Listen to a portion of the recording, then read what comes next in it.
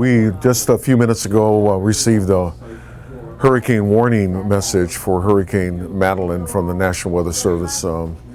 That's their normal protocol. We've been expecting it actually since last night, and thought it would be issued at about 5 a.m. this morning, but it was not. So, not surprised.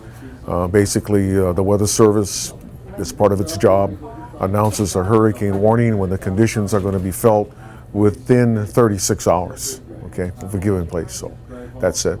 Other than that, we've been doing conference calls with the National Weather Service since Friday about the development of Madeline over the weekend, and of course our eyes are still on Hurricane Lester. We're still tracking in from the east side. With respect for Madeline, we're taking Madeline very seriously. It's the track. Looks like it may favor a track that puts it right outside of the south point of the Big Island.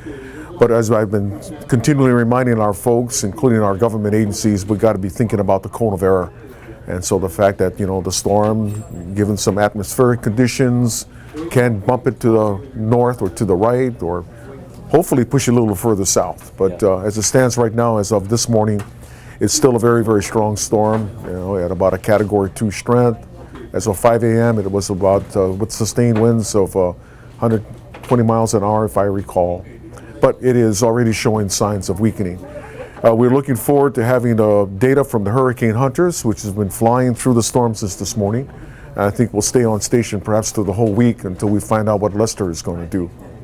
Other than that, it's been continuous planning behind the scenes, messaging without overdoing it for the public, radio messages and other kinds of bulletins, other social media resources as well. But we've still got to make some critical decisions, between our Department of Education, our mayor, and with the advice and recommendations from us, what should we do about the school situation?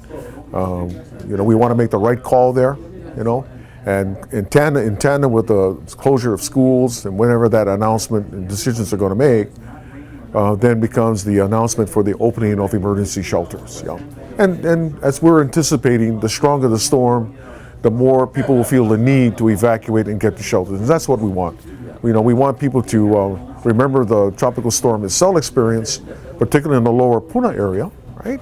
And the storm is tracking to the south of the island. That's going to affect lower Puna as well.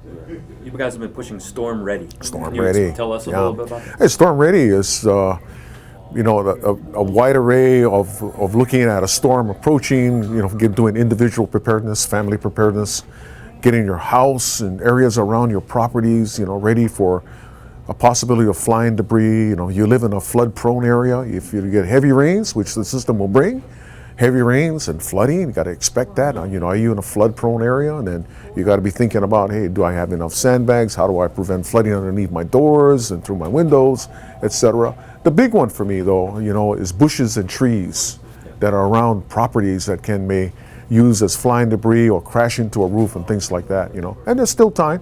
We still got maybe another 24 more hours before we're going to be feeling according to the last advisory, the effects of wind. And these are tropical force storm winds that are coming in at about 39 to 40 miles per hour and increasing depending where the storm goes. Okay. So people should probably be doing that. Oh yeah, right Storm ready, get storm ready. And I think it's a very prudent step, whether you're a family, business, rancher, farmer, there's things that we got to be thinking about and preparing for.